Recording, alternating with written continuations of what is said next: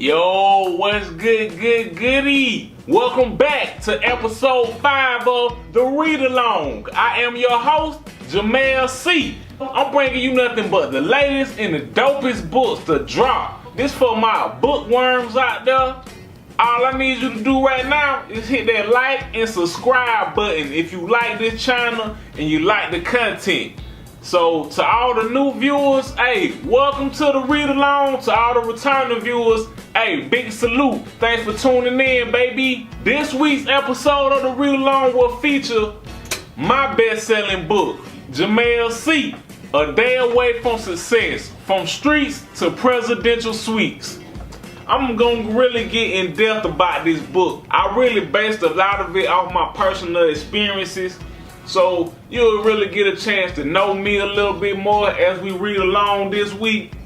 And let me start off by telling you, I named it A Day Away from Success as the main title basically because I feel like all of us, even though we get to a certain point in our lives, we don't know which way we should go, or we don't know how soon it will be that we can reach all our goals. I feel like no matter what happens, we're all one day away from catching that big break.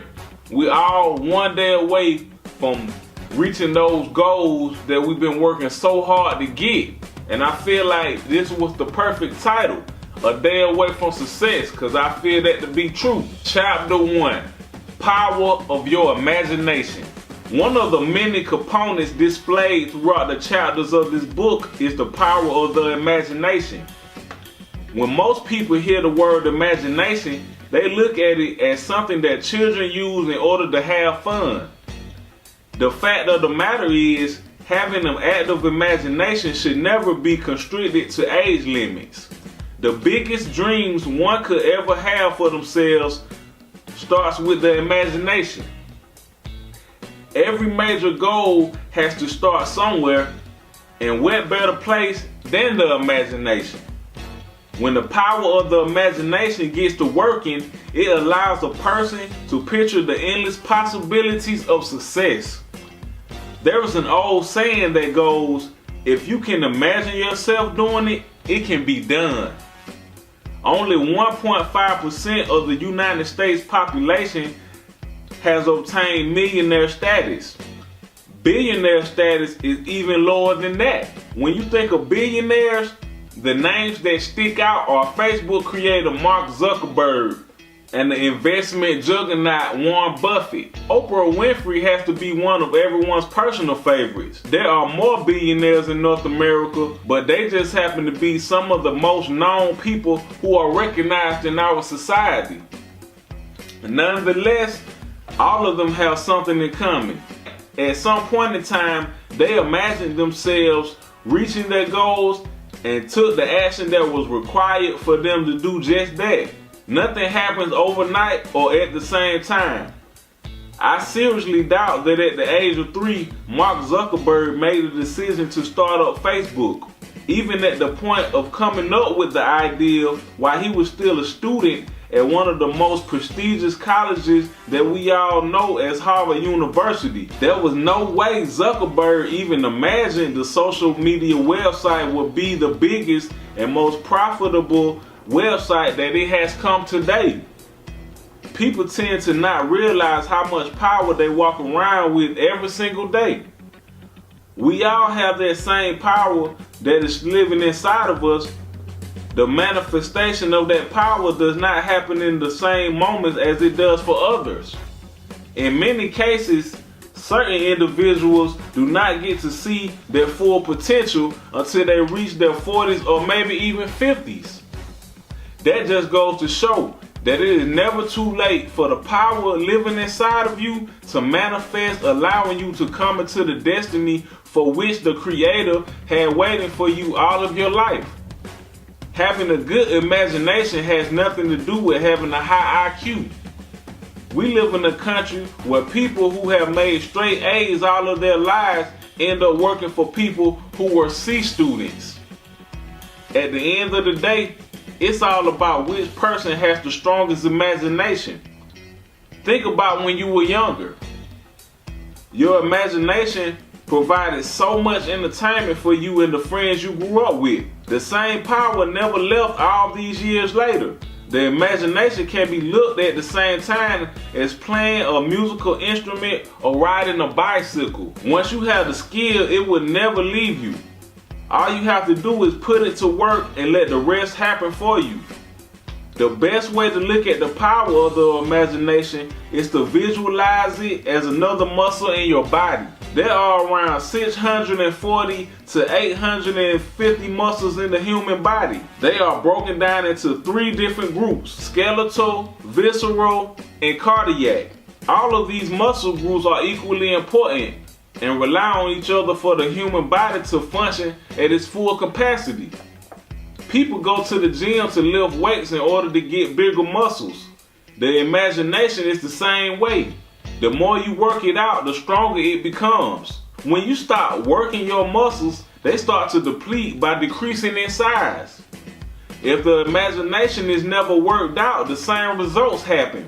Building up imagination strength is something that helped me along the way. I have seen times when all I had was one outfit in a book bag along with the Bible. I had no idea where my next dollar was coming from and often struggled with a bad marijuana habit. I knew where I wanted to be in life, but was nowhere near that point. Strong faith and the active imagination kept the motivation going daily. Deep down somewhere, I knew that things were going to get different. Life can be frustrating when it seems you have tried everything in your power to make things better. I didn't realize that the only thing holding me back all those years was myself. I often imagined myself with big houses and fancy cars.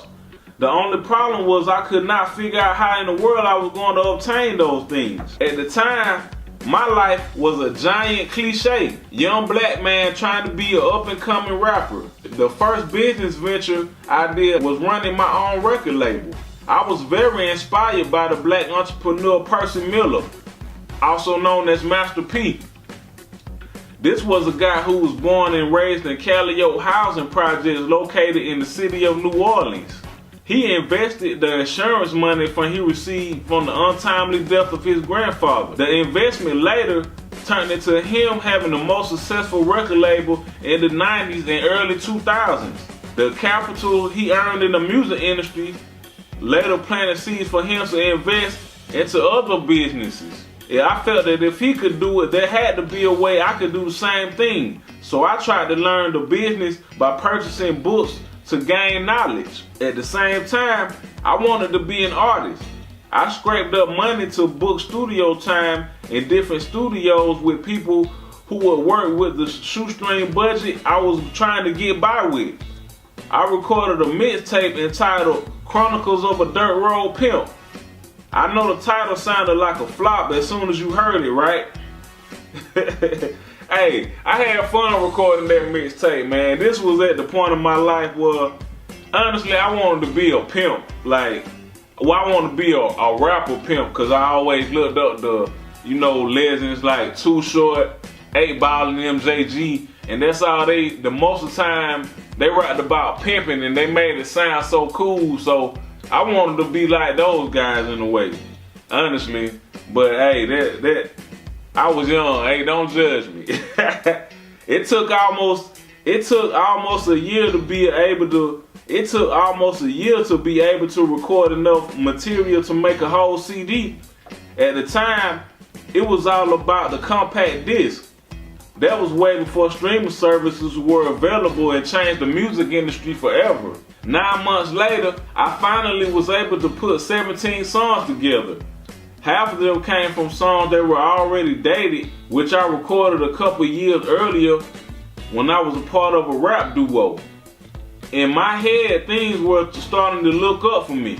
My sister gave me $500 from her tax return. I took the money and bought a 1984 Buick LeSabre with $400. The other $100 went towards pressing up 50 copies of the mixtape. That didn't leave much for food and gas, let alone enough to pay for the hotel room I was living at the time. I believed in myself just that much. I knew if I could professionally press up my music and sell the CDs for $10 to $15, I would be able to start saving money to get an apartment. Having the natural talent to be a salesman really worked to my advantage. I pressed up the music with my picture and title on top and convinced a longtime friend of mine to let me use his shrink wrapper. By the time I was done, the mixtape looked good enough to sell in the store. Presentation was everything back then and still is. I figured if I put myself out there as a major artist, people would take it seriously and pay exactly what I wanted. Now this was an era where if you went up to people trying to sell your own music for $10, $15, they would look at you crazy. But I didn't care. I know I needed to get that money up to stack, and I knew I needed to pay for this hotel because I knew I wasn't trying to keep sleeping in that car. It was not by far an easy task walking up to complete strangers and convincing them to pay $15 for the music of an artist they never even heard of. I didn't realize myself how powerful my imagination played at the time. I knew if I made at least $100 every day, that would put me in a position to save more money to invest in the record label itself. There were good and bad days, of course, but it didn't matter to me at the time. I was actually going out and accomplishing my main goal at hand, which was to get my music out while making money. The first disc hadn't even been sold yet, but my imagination allowed me to picture total strangers saying yes to me. There were several no's, of course. The no's will make your skin thick. One of the worst feelings in the world must be for someone to talk to you any kind of way and still not support what you have going on. Hey, if you never had to sell nothing in your life, trust me, you are not ready to be a hand-to-hand salesman, because people will really take your whole life and they will crush you so fast with the simple no. And sometimes you had people, they just couldn't even just say no. They had to be real nasty with it, man. So it was real hard, man. Like I don't even think I'm mentioning in the book like how hot it was on some of those days or how cold it was to just be out there standing in front of a gas station, man. But my imagination allowed me to not even care about the temperature. My imagination just put me in a place where all I could think about is where I was going by standing out here in this bad weather. So the imagination, man, is real powerful. I soon developed a new philosophy that was going to help me reach my goal of $100. For every 20 no's, there had to be one yes amongst them. There was a sales tactic that I still use to this very day with the real estate company I own. The money was going in one hand and right out the other. For every 100 I was earning, there was at least $10 to $20 going toward my marijuana and cigarette habit.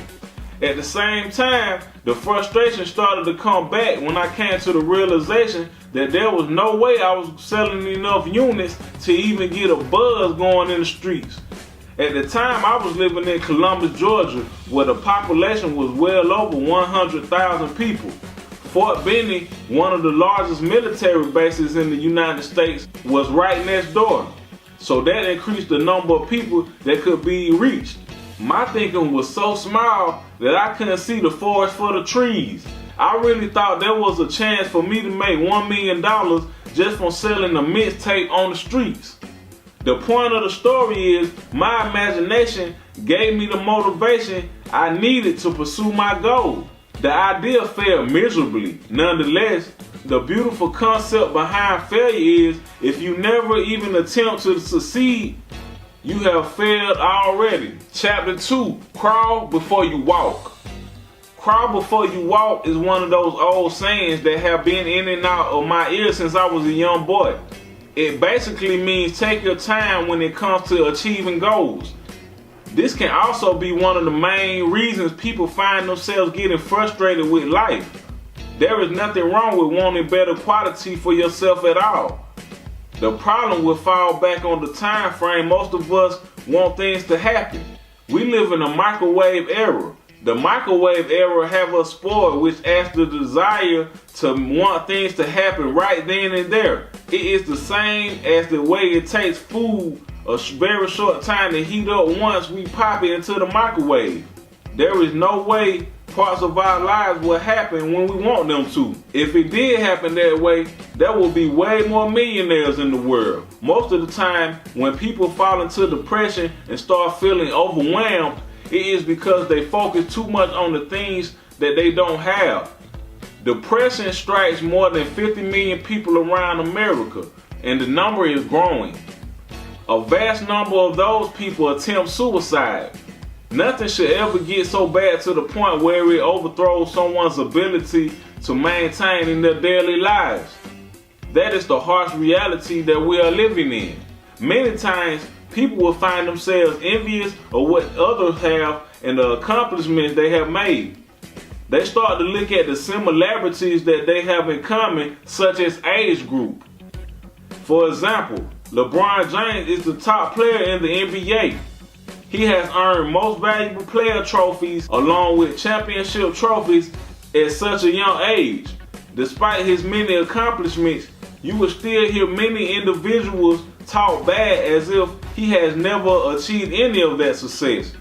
The comparison of him to Michael Jordan often comes up in many circles. With all those great achievements under his belt, he is only 33 years old at the time I wrote this book. He and I were born the exact same year. It would be absurd for me to get discouraged because I haven't done the things that he has in life. One of the main reasons it would be outright insane is I have zero talent when it comes to the sport basketball. I suck at basketball. I play for fun, but nah. If you out picking teams, just do not look my way and say, yeah, that's the guy. Nah, you don't want me on your team. Basketball is probably the worst sport for me, see? I love the game itself, but I wasn't blessed with talents of those kind. I'd rather choose to focus on the gifts I have and strengthen those attributes. If people stick to what they're good at, they won't have time to think about what the next person does. It's so easy to look at someone's situation from the outside looking in without even having the slightest clue about what it took for them to get to the point in their life. LeBron James more than likely played basketball since he was very young. That's the key to perfecting your craft. It goes back to the old saying, practice makes perfect. Although LeBron James reached the top tier position with his basketball skills, he also had to crawl before he walked. He played the sport professionally for a number of years before he won his first championship trophy. He stayed consistent with what he was doing to reach that level. It doesn't matter if he won his first title in Miami. The point is that he won. When two people engage in a foot race and the other person who comes in second place was only inches away from the finish line, nobody really cares. They still came in second, making them the loser. The winner could have won by half a centimeter and it still doesn't matter. They won, fair and square. Winning is a beautiful feeling. It makes us feel superior. It gives us a cloud nine feeling that cannot compare to any other feeling in the world. Of course, basketball and racing are just analogies that can easily be compared to real life situations. Everyone wants to be a winner. You have never heard of someone celebrating failure. Failure makes us appreciate success even more. Once you get your first taste of winning, there is no way you want that feeling to go away. You don't necessarily have to play sports to be considered a winner. There are many occupations in life that would allow us to be winners. If a student in high school studies hard all year round and remains focused in their classes, it can go the same way. In this case, the big game for them is walking up on stage to receive their diploma at graduation. That is a personal win for them. That is still considered a great accomplishment to this day. The dropout rate goes up and down. To be one of the students who actually made it to that point gives off an incredible winning sensation. There is a winner living inside of all of us. The tricky part is being patient and waiting until it's our time to stand in the winner's circle. Keeping your goals constantly on your mind will provide you with the patience it takes to reach them. Setting realistic short-term goals was one of the things that helped me along the way. It wasn't an easy task as I'm making it seem as you're reading this. It will take a certain amount of discipline for those short-term goals to come to pass. I wish I could tell you there was a secret formula to having that discipline, but I would be lying. I'm gonna stop right there for today. I hope you enjoyed the little small journey that I took you on in my life and how simple it is to realize that you truly are a day away from success. Anything I can do, you can do it, or probably better. So keep up the good fight. If you got goals in mind, hey, keep going. Don't never stop chasing your dreams and stay away from dream killers, man. You don't need them in your life. Not now, today, or tomorrow. Believe that. And now, if you want to read the rest of my best-selling novel, A Day Away from Success, it's available right now on Amazon.com. Paperback and ebook. Please remember to like and subscribe the channel right now. Talk to me in the comments. You know I love feedback. Until next time, it's the Read Along, baby.